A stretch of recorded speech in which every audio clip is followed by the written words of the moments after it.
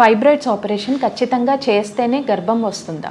Hello అండి, this is doctor Meenashri, fertility consultant, 49 fertility centre, Karimnagar. So usually pregnancy plan చేసే ఫీమేల్స్లో కనుక ఫైబ్రాయిడ్ లేదా గడ్డలు అని ఏదైతే అంటామో అటువంటి కండిషన్ ఉన్నప్పుడు మోస్ట్ ఆఫ్ ద టైమ్స్ ఏంటి అంటే మనము యూజువల్లీ ఫైబ్రాయిడ్ రిమూవల్ సర్జరీ అనేది పోస్ట్పోన్ చేయడానికే గైనకాలజిస్ట్ అనేవాళ్ళు ట్రై చేస్తారు.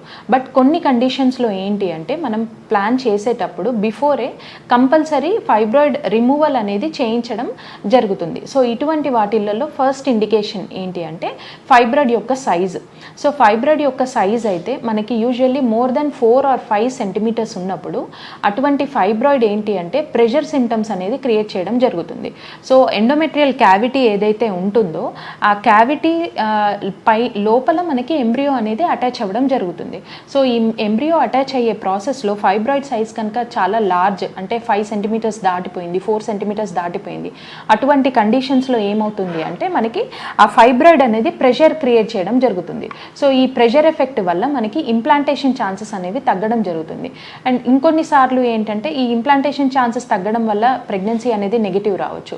లేదు అంటే కొన్నిసార్లు ఏమవుతుందంటే ఇంప్లాంటేషన్ ప్రాపర్గా జరిగినా కూడా మనకి మిస్క్యారేజ్ రిస్క్ అంటే ఫస్ట్ మంత్, సెకండ్ మంత్ లేదా థర్డ్ మంత్ ఈ ప్రెషర్ ఎఫెక్ట్ వల్ల అబార్షన్ అయ్యే ఛాన్సెస్ కూడా యూజువల్లీ ఎక్కువగా ఉంటాయి. సో ఇటువంటి వారిలో మనము ఫైబ్రాయిడ్ రిమూవల్ అనేది చెప్పడం జరుగుతుంది.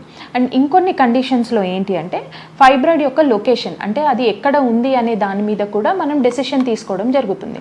సో యూజువల్లీ ఈ ఫైబ్రాయిడ్ కనుక మనకి ఈ ఎండోమెట్రియల్ క్యావిటీ ఎక్కడైతే మనకి బేబీ అటాచ్ అయ్యి మళ్ళీ 9 months పెరుగుతుందో దీనిని మనం ఎండోమెట్రియల్ క్యావిటీ అని అంటాం. సో ఈ క్యావిటీ లోపల కనుక మనకి ఫైబ్రాయిడ్ ఉంటే దీనిని మనం సబ్మ్యూకోజల్ ఫైబ్రాయిడ్ అని అనడం జరుగుతుంది. సో ఇటువంటి ఫైబ్రాయిడ్స్ ఉన్నప్పుడు మనకి very high risk of pregnancy losses ఉంటాయి కాబట్టి కంపల్సరీ మనము ఫైబ్రాయిడ్ రిమూవల్ సర్జరీ అనేది చేయడం జరుగుతుంది.